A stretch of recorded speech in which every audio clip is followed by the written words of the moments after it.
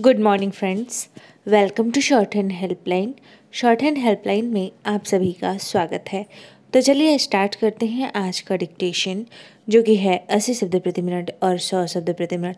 80 शब्द प्रति मिनट लिया जाता है दैनिक जागरण से और 100 शब्द प्रति मिनट का डिक्टेशन लिया जाता है जनसत्ता संपादकीय से। इसके पहले हम इस आउटलाइंस की एक झलक देख लेते हैं। आउटलाइंस की पीडीएफ एंड इसकी पीडीएफ आपको हमारे टेलीग्राम चैनल पर दी जाती है, जो कि फ्री ऑफ कॉस्ट है सभी के लिए, तो आप ज्वाइन कर सकते हैं। यदि आप ज्वाइन नहीं हैं तो आप हमें नीचे कमेंट में कमेंट कर सकते हैं, ताकि हम आपको वहाँ पे इसके लिंक आपको प्रोवाइड करा दें, ताकि आप डायरेक्ट ज्वाइन कर सकें, या फिर डिस्क्रिप्शन बॉक्स चेक करके आप ज्वाइन कर सकते हैं। तो चलिए स्टार्ट करते हैं। सबसे पहले आउटलाइंस की एक झलक देख लेते हैं। सबसे पहले जागरण और उसके बाद जनसत्ता की आउटलाइंस आपको मिलेंगी। तो आप वीडियो पॉज करके प्रैक्टिस कर सकते हैं, या फिर स्क्रीनशॉट लेकर प्रैक्टिस कर सकते हैं, या फिर हमारे टेलीग्राम चैनल से डाउनलोड कर सकते हैं पीडीएफ इसकी।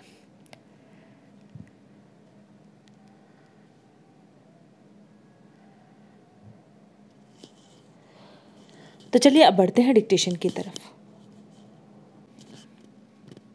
लेकिन उससे पहले आप लोगों से एक रिक्वेस्ट है, यदि आप चैनल पर नए हैं तो प्लीज़ हमारे चैनल को सब्सक्राइब कर लीजिए और बगल में जो बेल आइकन है उसे दबाना बिल्कुल भी ना भूलें, ताकि जो भी वीडियोस हम अपलोड करें उसकी नोटिफिकेशन आपको सबसे पहले मिले।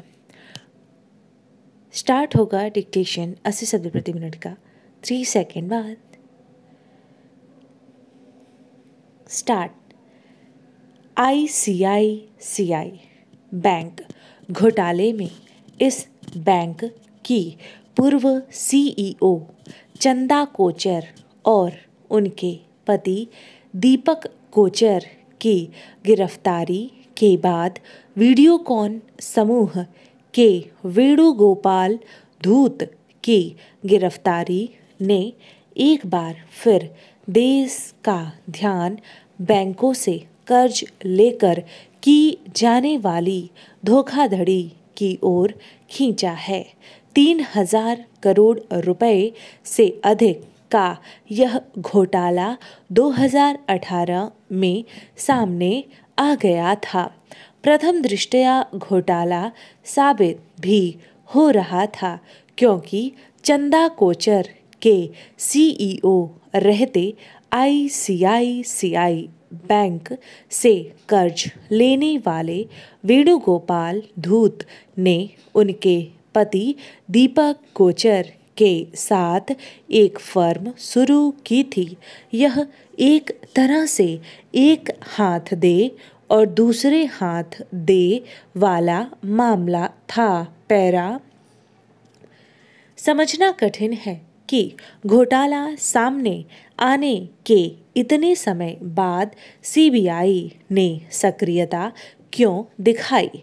यह ध्यान रहे कि CBI और ED दोनों ने इस घोटाले की जांच 2019 में ही शुरू कर दी थी।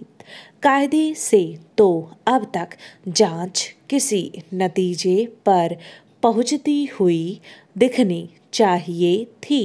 यह ठीक है कि चंदा कोचर और उनके पति को बम्बई हाई कोर्ट से राहत नहीं मिली, लेकिन प्रश्न यह है कि आखिर इस मामले का पटाक्षेप कब तक होगा। इससे भी बड़ा प्रश्न यह है कि घोटाले में डूबी रकम को हासिल किया जा सकेगा या नहीं।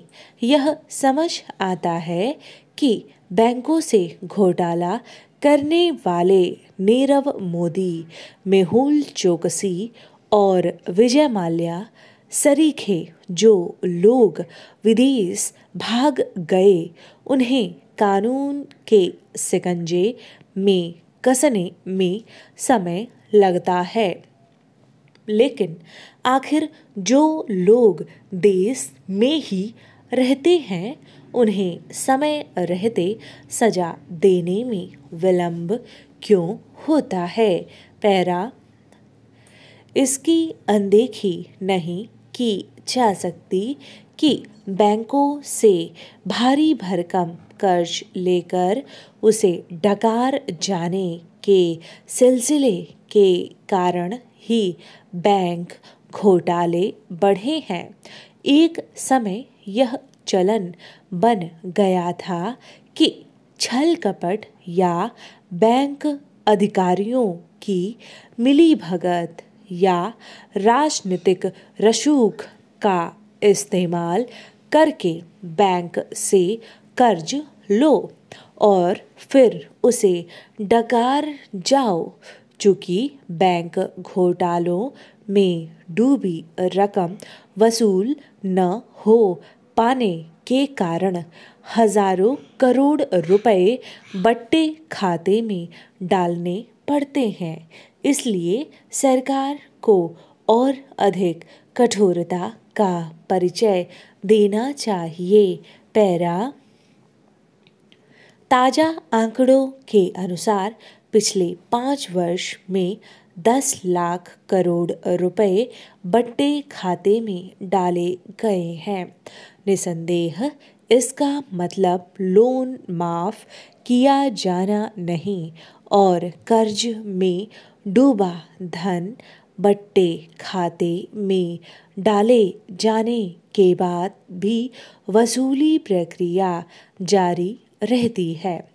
लेकिन प्रश्न यह है कि क्या इससे बैंकों को चूना लगाने वाले हतोत्साहित हो रहे हैं? एक के बाद एक बैंकों के घोटाले जिस तरह सामने आ रहे हैं उससे तो ऐसा नहीं लगता। बैंक घोटालों के मामले में यह तथ्य सामने आना भी ठीक नहीं कि वित्तीय धोखाधड़ी के मामलों में कम सजा के प्राविधानों का फायदा घोटालेबाज उठा रहे हैं। आखिर सजा के प्राविधान कठोर क्यों नहीं है? 80 शब्द प्रति मिनट डिक्टेशन समाप्त हुआ। अब बारी है 100 शब्द प्रति मिनट के डिक्टेशन की। तो चलिए स्टार्ट करते हैं 100 शब्द प्रति मिनट का डिक्टेशन। स्टार्ट होगा 3 सेकेंड बाद। स्टार्ट। यूक्रेन के राष्ट्रपति वोलोदिमीर जेलेंस्की ने अमन के लिए एक बार फिर भारत पर भरोसा जताया है। प्रधानमंत्री से फ़ोन पर बातचीत करके उन्होंने अपना शांति फॉर्मूला लागू करने में भारत की मदद मांगी। भारत सरकार ने भी उन्हें इसके लिए आश्वस्त किया है। हालांकि इसके पहले भी कई मौक़ों पर भारत, रूस और यूक्रेन के बीच छिड़े युद्ध को समाप्त करने के लिए मध्यस्थ की भूमिका निभाने की कोशिश कर चुका है। पैरा दोनों देशों के बीच युद्ध को चलते 10 महीने हो गए। इस बीच भारतीय प्रधानमंत्री ने रूस के राष्ट्रपति व्लादिमीर पुतिन से फ़ोन पर और कुछ मौक़ों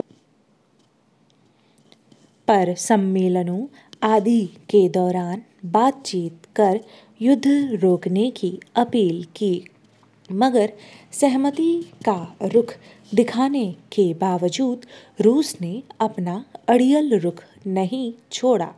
संघाई सहयोग संगठन के शीर्ष सम्मेलन में जब प्रधानमंत्री पुतिन से मिले तब उन्होंने जोर देकर युद्ध रोकने की अपील की थी। तब पुतिन ने उनके सुझाव पर अमल करने को कहा था, मगर वापस लौटते ही उन्होंने यूक्रेन पर हमले तेज कर दिए थे। जेलेंस्की से भी कई बार फ़ोन पर बातचीत करके उन्होंने लचीला रुख अपनाने, बातचीत की मेज पर आने की अपील की है, मगर वह भी झुकने को तैयार नहीं दिखा। अब यूक्रेन खुद शांति का फॉर्मूला लेकर आया है तो कुछ सकारात्मक नतीजों की उम्मीद बनी है। पैरा भारत से दोनों देशों के बीच समझौते की उम्मीद इसलिए बनी हुई है कि रूस और यूक्रेन से इसके सदा से बेहतर रिश्ते रहे हैं। भारत हमेशा से युद्ध के बजाय शांति का पक्षधर रहा है। फिर दुनिया के बाकी देश जिस तरह गुटों में बटे हुए हैं, उनकी बात का इनमें से किसी देश पर या तो बहुत असर नहीं पड़ने वाला या इनमें से कोई न कोई देश उनकी मध्यस्थता से भड़क सकता है। पैरा दोनों के बीच झगड़ा ही इस बात को लेकर शुरू हुआ था कि यूक्रेन यूरोपीय संघ के साथ मिलना चाहता है। वह नाटो का सदस्य बनना चाहता था ताकि वह अपनी सीमाओं की सुरक्षा को लेकर आश्वस्त हो सके। यही बात रूस को नागवार गुजरी और दोनों की तनातनी में जंग छिड़ गई। इतने महीनों में दोनों देशों का काफ़ी नुकसान हो चुका है। खासकर यूक्रेन को अपने नुकसान की भरपाई में काफ़ी वक्त लगेगा। अच्छी बात है कि यूक्रेन अब युद्ध का रास्ता छोड़कर शांति प्रस्ताव के साथ आगे आया है। पैरा दोनों देशों के बीच चल रही लड़ाई का असर कई रूपों में दुनिया के बहुत सारे देशों पर पड़ रहा है। पूरी दुनिया की एक तरह से आपूर्ति श्रृंखला टूट चुकी है, जिसके चलते महंगाई बढ़ रही है। इसलिए कई देशों ने शुरू में ही प्रस्ताव रखा था कि संयुक्त राष्ट्र की एक समिति बननी चाहिए जिसकी अगुवाई भारत को सौंपी जाए और दोनों देशों के बीच बातचीत और समझौते का रास्ता तलाश किया जाए। पैरा अब यूक्रेन ने अपना शांति फॉर्मूला तैयार किया है, तो कुछ ऐसे देशों को मिल बैठकर उस पर विचार करने की ज़रूरत है जिनके सुझावों पर दोनों देशों की रजामंदी हो सकती हो। भारत ऐसी स्थिति में हमेशा चाहेगा कि मसले बातचीत के जरिए सुलझें। यूं भी पिछले कुछ सालों में भारत के प्रति दुनिया के तमाम ताकतवर देशों का रुख बदला है और उन्हें भरोसा है कि भारत इस संकट का समाधान तलाश सकता है। भारत अभी तक तटस्थ रहकर ही अपने हाथ आगे बढ़ाता रहा है। अब शायद उसे आगे कदम बढ़ाने की ज़रूरत महसूस हो। डिक्टेशन समाप्त हुआ। मिलते हैं नेक्स्ट वीडियो में। टिल देन अपना ख्याल रखिए और प्लीज़ चैनल को सब्सक्राइब कर लीजिए और ज़्यादा से ज़्यादा शेयर करिए ताकि इस सीरीज़ को ऐसे ही कंटिन्यू किया जा सके। धन्यवाद।